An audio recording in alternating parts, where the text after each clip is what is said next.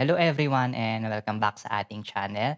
And by the way, gusto ko pala muna magpasalamat dun sa ating mga new subscribers. And right now, meron na tayong 417 na subscribers. Okay?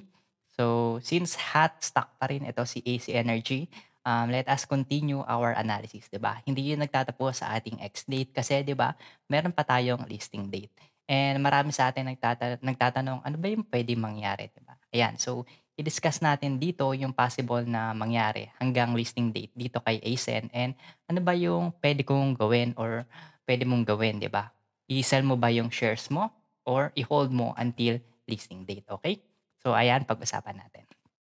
Okay, so by the way, meron tayong latest information dito kay AC Energy as of January 7, 2021. Ayan, nag-publish sila dito ng notice to shareholders and ang nag-iba dito is yung ating rights offer period which is nabago from February naging January 18 to 2022 na siya. So mas maaga na siya.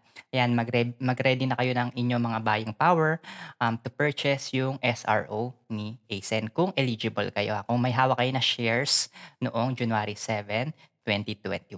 Okay? And then meron na rin dito yung ating listing date, yung ating January 29, 2021. Ayan, so kaabang-abang ulit siyang date na yan kasi baka may magbuhos na naman, 'di ba? Tapos mag-bounce na naman si AC Energy, hindi natin malalaman until that date, okay? So, ayan, bago natin puntahan si AC Energy, magkaroon muna tayo ng konting review dun sa ating mga past SRO.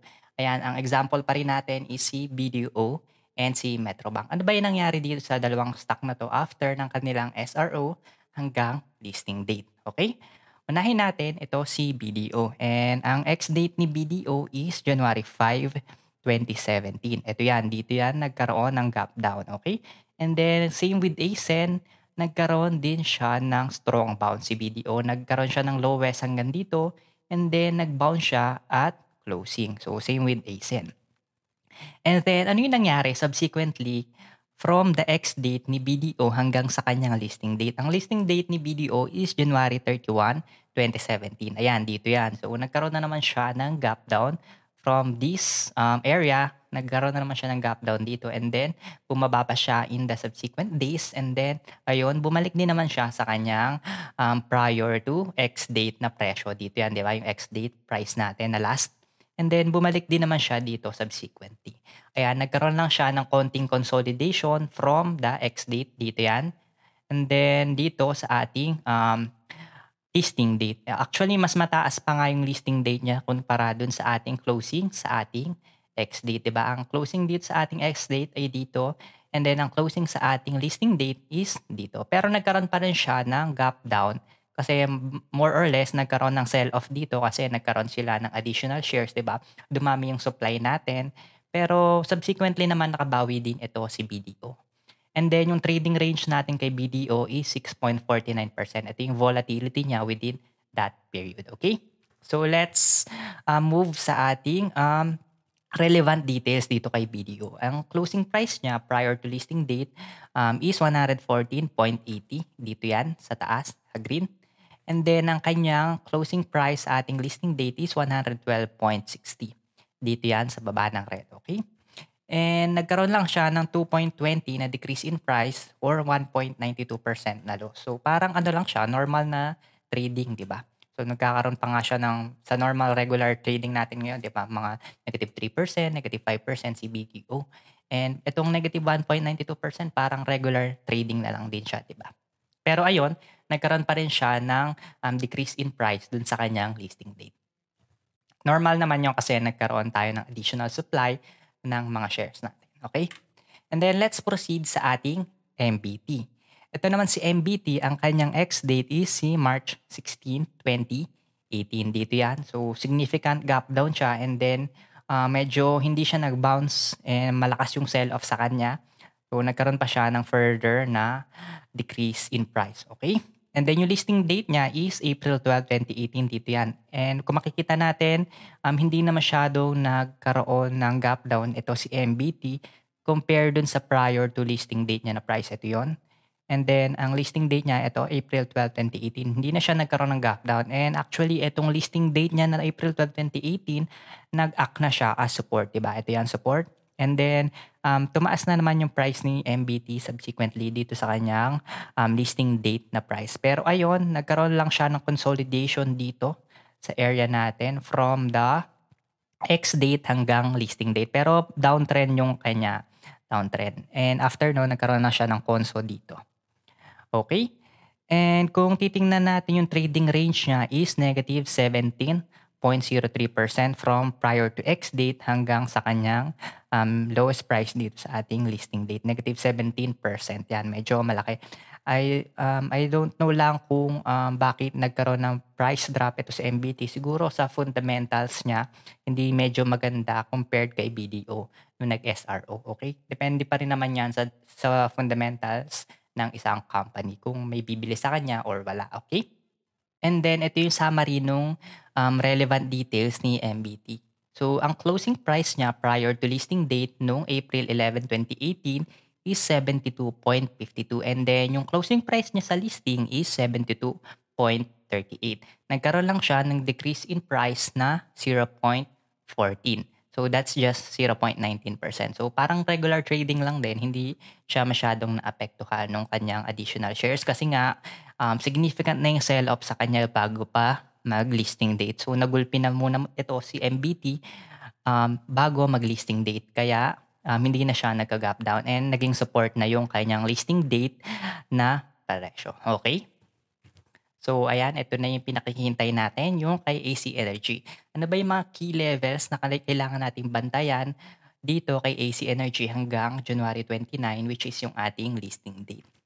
And ito yung latest chart ni AC Energy as of January 8. And kung makikita nyo nung X date, meron tayong significantly na increase sa volume. Napakalaki na itong volume na to. More than 1 billion yung ating traded value. And then ito yung kanyang candle. So green and bullish candle siya na malaki, di ba? So strong green candle. So nag-bounce siya from 6.3 hanggang 7.82. And malaki yung demand nung date na to. Pero masakit pa rin siya dun sa mga existing holders prior dito sa ating X date, 'di ba? Ang last traded price niya is 8.95 before adjustment. And then na-adjust siya, 'di ba, ng 8.01 and then nag-open siya ng 6.3, 'di ba? So napakasakit noon. So more than 30% halos yung loss nung mga nakabili prior to X date. Pero nag-bounce naman siya up to 7.82. And now, ano ba yung mga key levels na kailangan nating bantayan dito? Okay, yung resistance natin muna ang unahin natin. So ito yung immediate resistance niya dito sa 8 pesos, 'di ba? Psychological resistance din 'yan. And kung titingnan niyo yung bid and ask, napakadaming nakapila dito sa 8. Ayan, so kailangan muna niyang basagin itong 8 para mag-proceed ng upward momentum niya. And kung mauntog naman siya dito sa 8, probably is mag-consolidate siya within 8 hanggang dito sa baba natin na 6.3. So possible na mag-consolidate siya hanggang listing date. Okay? And pag-usapan naman natin yung mga key support natin. Ito, yung key support natin dito nagkaroon siya ng medyo mahabang consolidation dito sa ating 6 area. Ito yan. And mapapatunayan naman natin na strong support yan kasi 'di ba? Itong X date nag-bounce siya dito sa area na to. And ito, tinest niya lang pala yung support niya, 'di ba? Ayan. Pero kung mabasag ito, support natin, ang susundan natin na next support is itong MA50 natin which is 5.16 and medyo mababa siya dito yung MA50. And yung MA20 naman natin, pwede rin siya mag-act as support kasi nag-close si ASEN ng higher than our MA20 na 6.625 or 6.63 dito yon. So, pwede rin siya maging support, 6.63. Ayan yung mga key levels natin. And ito yung summary niyan.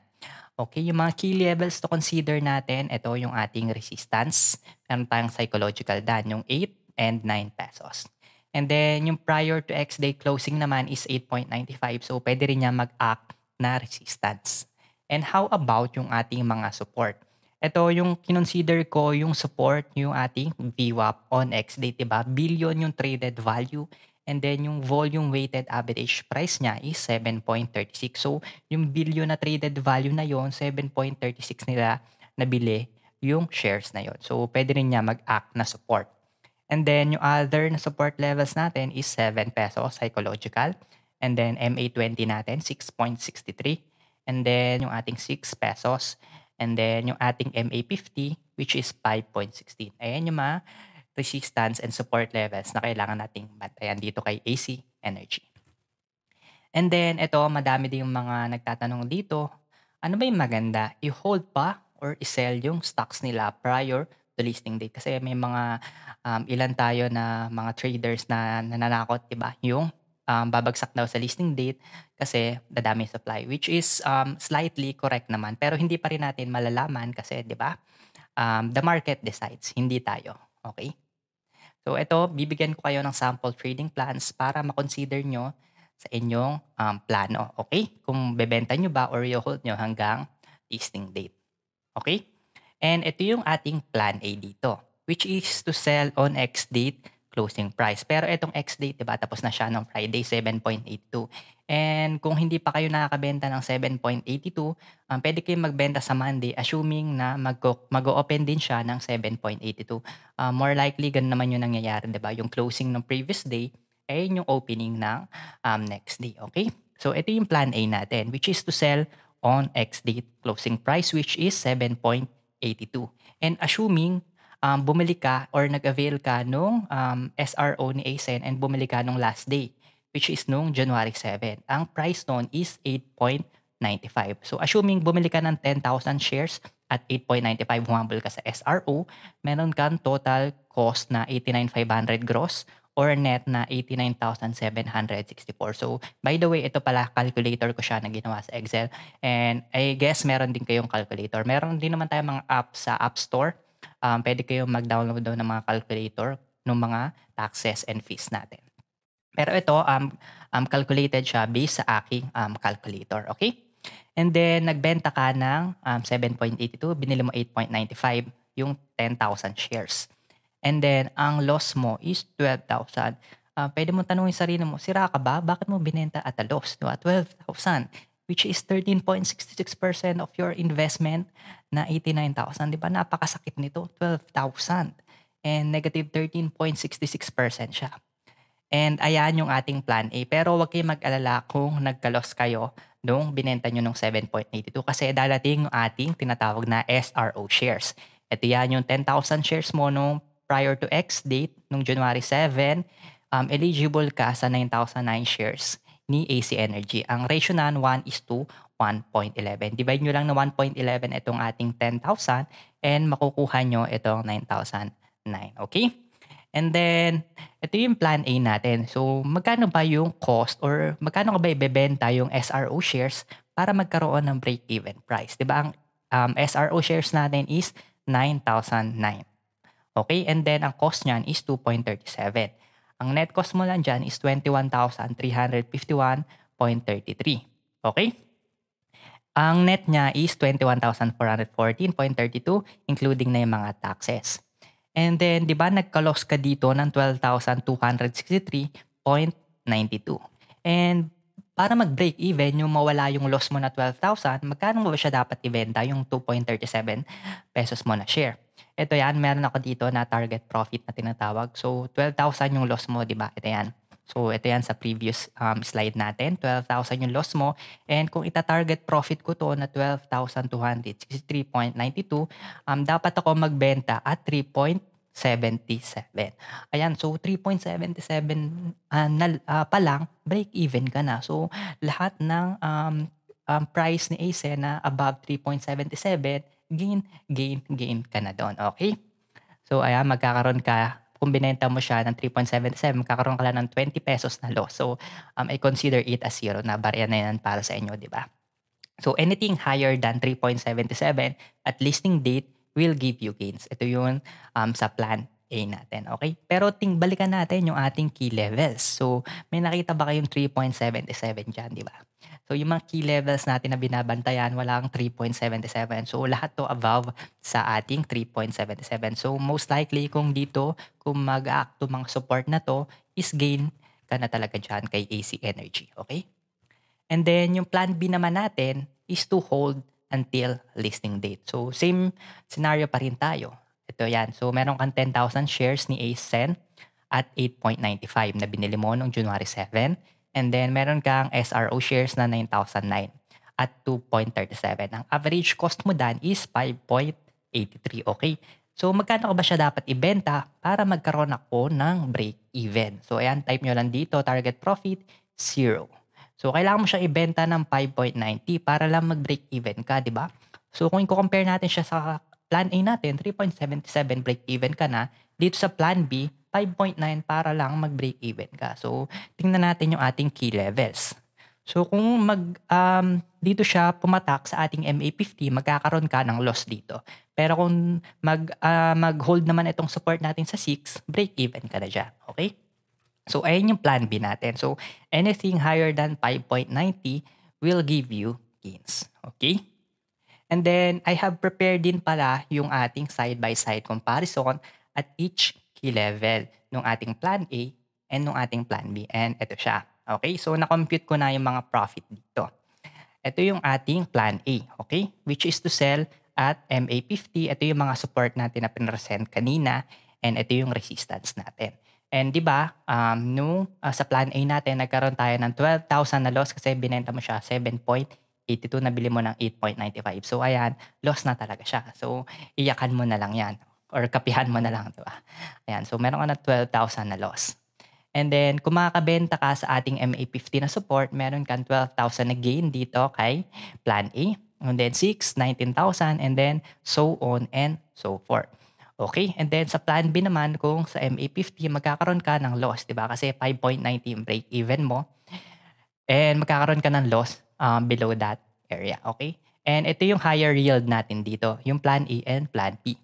So, actually itong plan A and plan B na yield natin, magtatagpo siya sa ating 7.82. Ito yan, kasi binenta mo ng 7.82, 'di ba, yung ating plan A.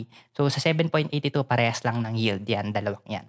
And above 7.82, ang mas malaking profit dan is yung ating plan B. And below 7.82, ang mas malaking profit dyan is yung ating plan A. Pero let's be realistic, di ba? So, more or less, di ba, mahirapan siyang i-beat itong mga resistance niya. Kasi itong resistance na to is may kasama pa siyang right, di ba? So, bakit mo bibilihin ng 8 pesos si ACEN, ay 8.95 si ACEN, eh nabili mo siya dati, di ba, ng 8.95 na may kasamang right. Pero ayan, so wala pa naman change sa ating fundamentals. So more or less, medyo mahihirapan tayo na i-beat itong ating 8.95. Pero possible pa din naman yon na ma-beat. Diba kung marami talagang demand. Lalo na kung papasok yung ating mga foreign investors na magtutulak ng ating demand. Okay? Pero ayun, more or less nandito lang yung area natin dito sa 5.16 hanggang 7.36. Sana mag-act ito mga support na 'to and, anything above 3.77, 'di ba, mas maganda yung, or profit na si plan A and then anything above 5.90 is profit si plan B. So ayun lang, thank you again for watching and I hope, may natutunan kayo sa video natin ngayon. And by the way, disclaimer ulit, so this presentation shall not be considered as a professional advice and this is only based on my research and this may be right or wrong. Again, and thank you sa ating mga new subscribers dyan.